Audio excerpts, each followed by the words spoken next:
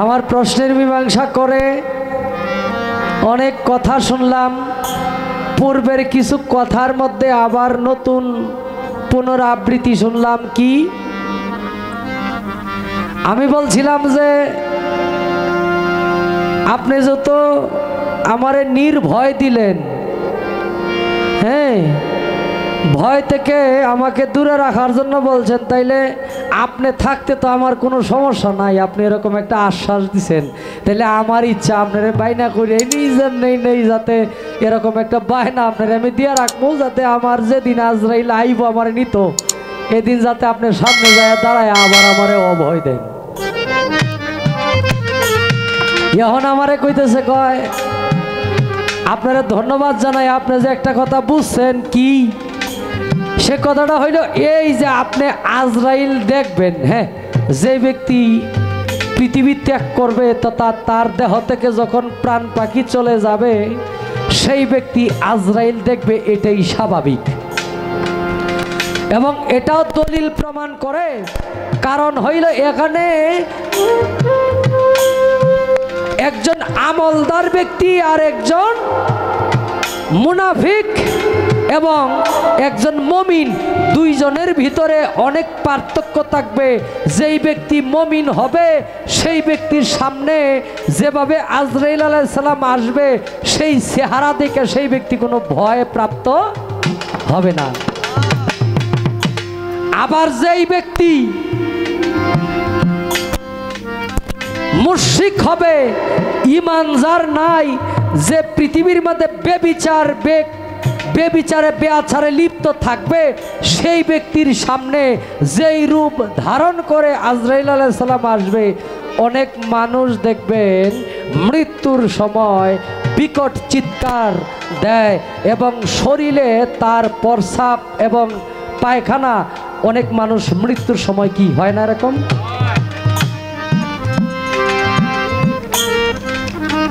এটার কারণ হলো সেই ব্যক্তি মুমিন হইতে পারে নাই। হুজুর পাক সাল্লাল্লাহু আলাইহি সাল্লাম বলছে, হে আমানুগণ তথা হে ঈমানদারগণ, তোমরা প্রকৃত মুসলমান না হইয়া সাবধান, কেউ কবরে আসিও না।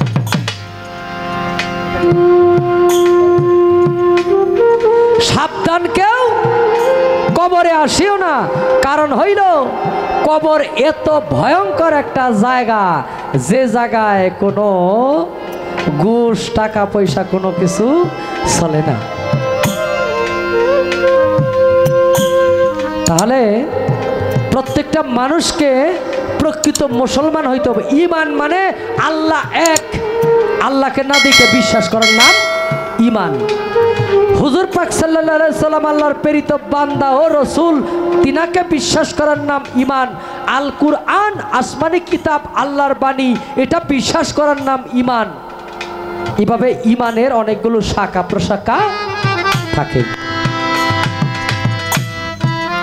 কইতেছে, কয় আপনি আমার মারিফতে আসেন, আসলে পরে আপনার মৃত্যু ফিরাই দিব। বাহ, তাহলে আল্লাহ যে কইলো কুল্লু নাফসু যায়িকাতুল মাউত, সে মৃত্যুর স্বাদ সমস্ত প্রাণীকে গ্রহণ করতে হবে, তাহলে এই আয়াতটা আপনি কই নিয়া গুছাইবেন, আমার একটু ওইটা কইবেন।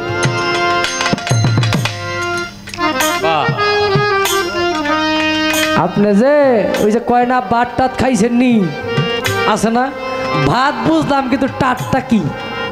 ওই যে এমন কথা দলিল নিয়ে কইলে কিন্তু শাপলা সরকার মাইনে নেওয়া যাইব না। আপনি আমারে আশ্বাস দিলেন যে আপনি মারিফতে আসেন, আপনার মৃত্যু ফিরাই দিব, তাইলে আল্লাহ যে কইল কুল্লু নাফসিন যায়িকাতুল মউত, এই আয়াতের ব্যাখ্যাটা আপনি কোন জায়গায় নিয়ে দিবেন, এইটা আপনার কাছে একটা এক্সট্রা পয়েন্ট। তাইলে বুঝবো আপনার কথার কিরকম ধার আছে। মারিফতে খোদা রয়, মারিফত হইল বেদের গুড়া, খুদার পরিচয়, খুদা মারিফতেই রয়। এই কথাটাও আমি মানলাম না শাপলা সরকার, কারণ আল্লাহ বলছে আমি সর্ব জায়গায় বিরাজমান। শুধু মারিফত যদি হয় তাহলে একটা স্থান নির্ধারণ করে কি ও বাবারা কি? আমার তো আপনার গুলা নামা নাই কথা যেগুলাতে ভয়ন ভামু। আমি শরীয়তের আলেম। আপনি যে কইলেন আপনার গানটাই কইল যে মারিফত হইল বেদের গুড়া, খুদার পরিচয়, খুদা মারিফতেই রয়। এটা মানতে পারতেছি না আমি, কারণ হইলো আল্লাহ কইছে আমি সর্ব জায়গায় বিরাজমান।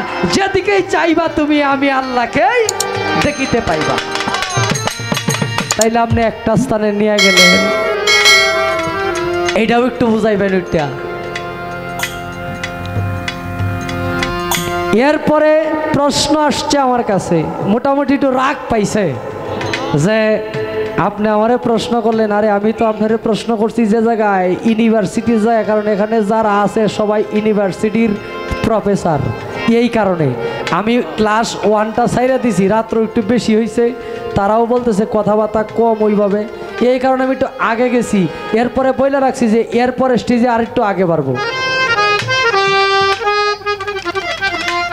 এখন আমার কাছে প্রশ্ন করছে পবিত্র কুরআন শরীফে আল্লাহ পাক রব্বুল আলামিন, এটা কুরআন হইল 30 হরফে। আচ্ছা, হরফ নিয়ে যত প্রশ্ন করছে, হরফের ব্যাখ্যায় আজকে জানবো। পবিত্র কুরআন হইল 30 হরফে। 30 হরফের ভিতরে আলিফ লাম মিম বাদ দিয়া বাকি 27টা হরফকে 3টা জায়গায় 3টা ভাগে বা 3টা জায়গায় রাখছে। খুব চমৎকার প্রশ্ন। আপনারা ধন্যবাদ জানাই এত সুন্দর একটা প্রশ্ন করার জন্য। আপনিও রেডি থাকেন বাকি 10টা হরফের লেগে।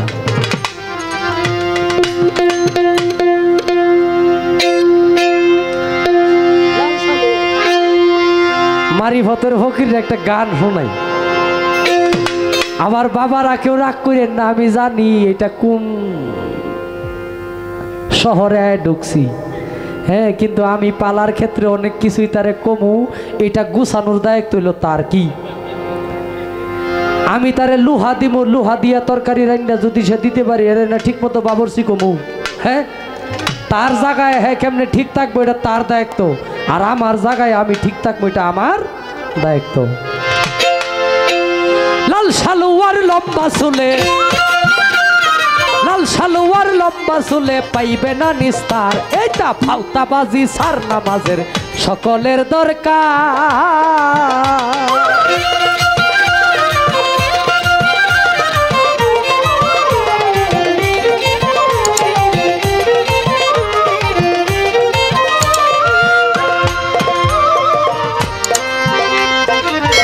আফে আল্লাহ পড়ুয়ারে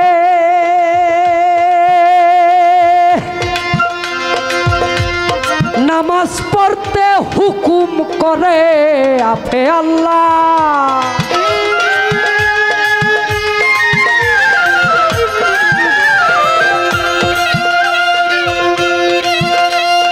নামাজ পড়তে হুকুম করে।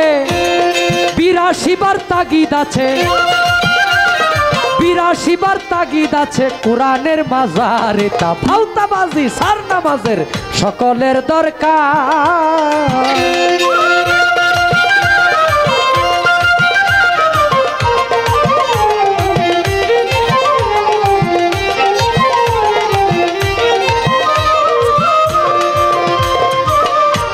বাগদাদিয়া বড় পীরে মায়ের গর্ভ হইতে 18 ফুরা মুখস্থ করে। বাগদাদিয়া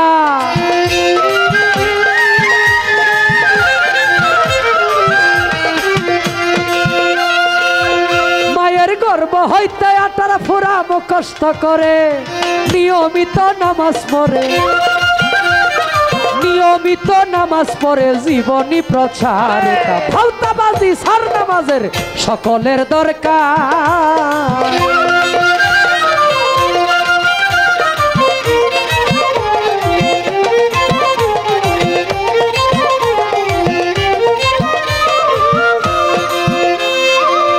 আজমিরেতে যাইয়ারে দেখো বাবার মাজারের সাথে মসজিদ একটি মনেরই মতো।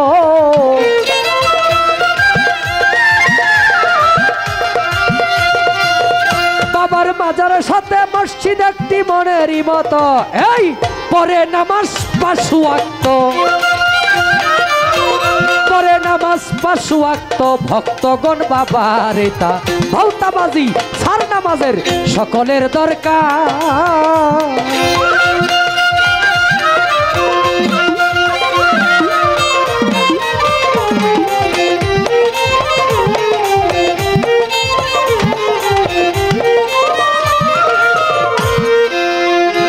খুরশেদ ফকির কয় ভাবিয়া তোমার পঞ্চবে না লও বুঝিয়া।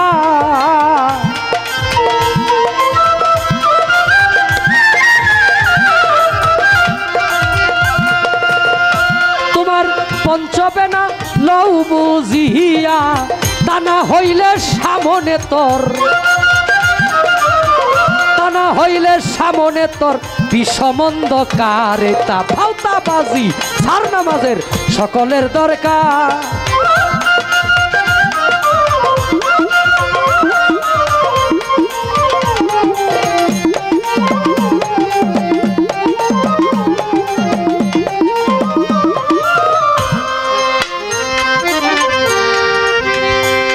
বলতেছে যে বেহেশত রে বেহেশত, হ্যাঁ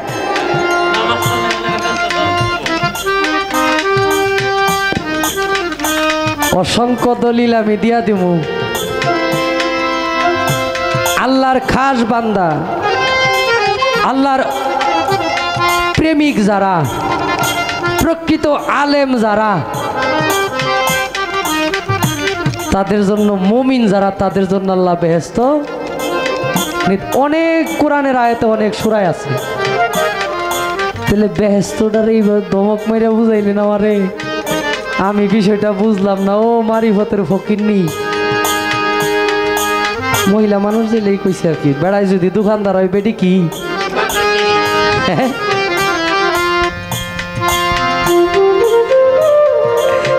তবে ফকির একটু শক্ত শক্ত লাগতেছে। মোটামুটি আমার মৃত্যু ফিরাই লাইব আলহামদুলিল্লাহ।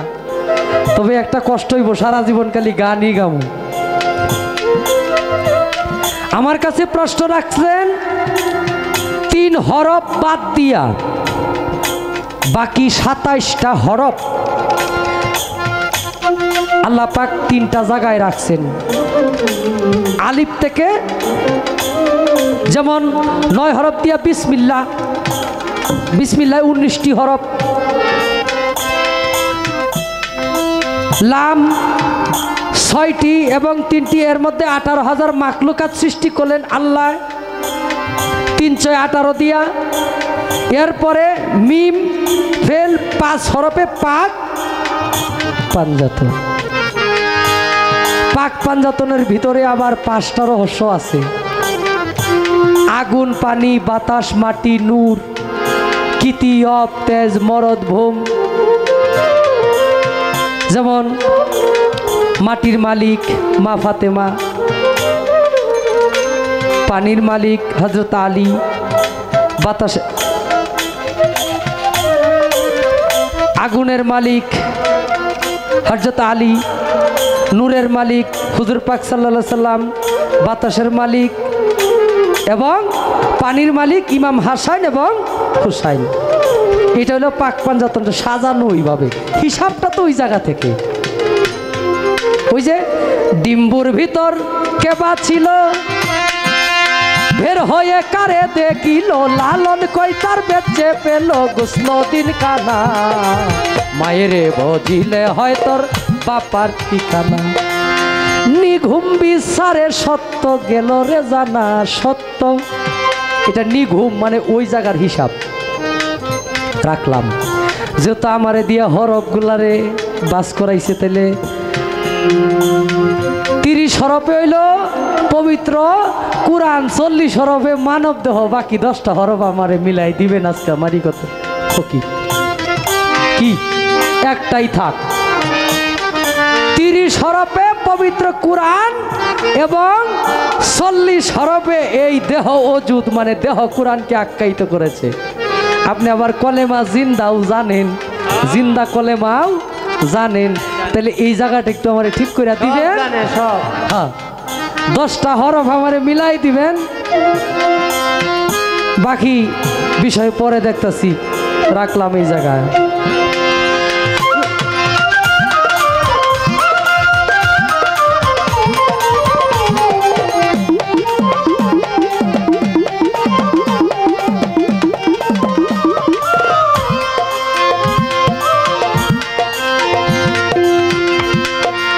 আপনি যখন ক্ষুধারে পাওয়ার জন্য চিন্তা করতেছেন, আল হুদায়ন সাহেবের একটি গান আছে,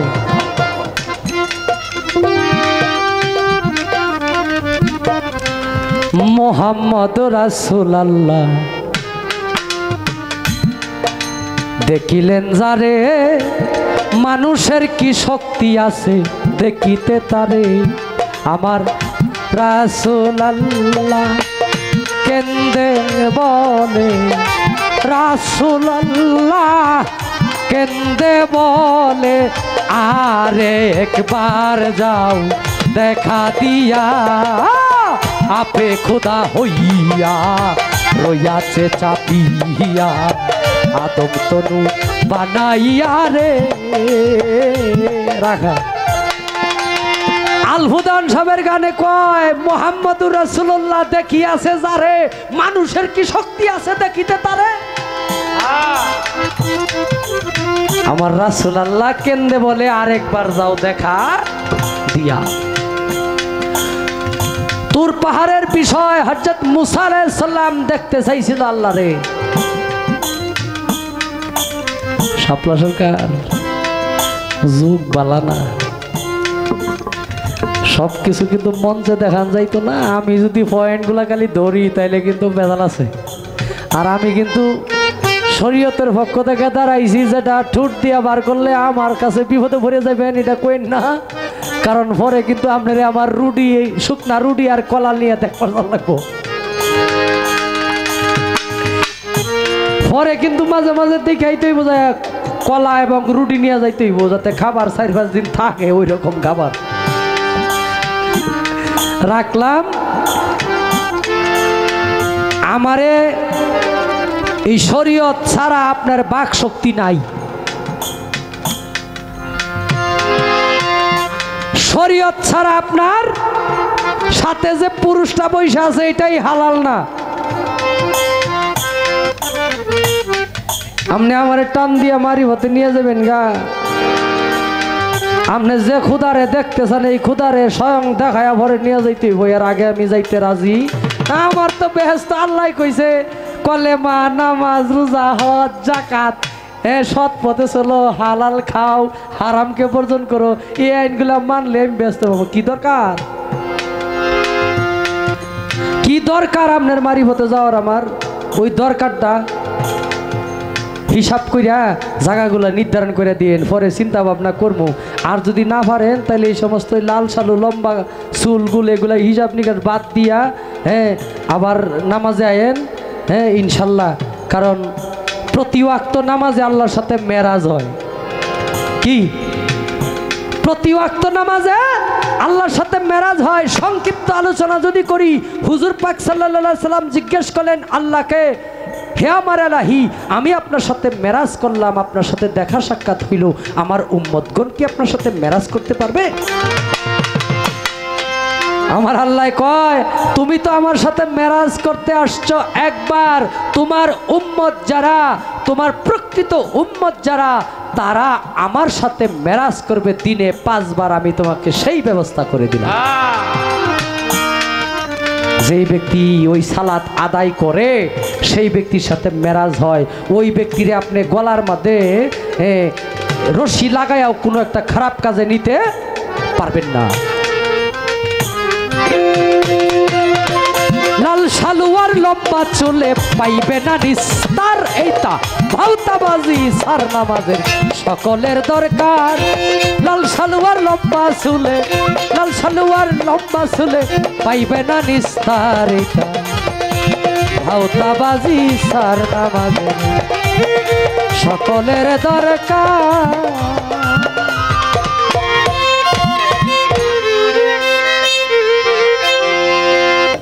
বিচ্ছেদ গামু।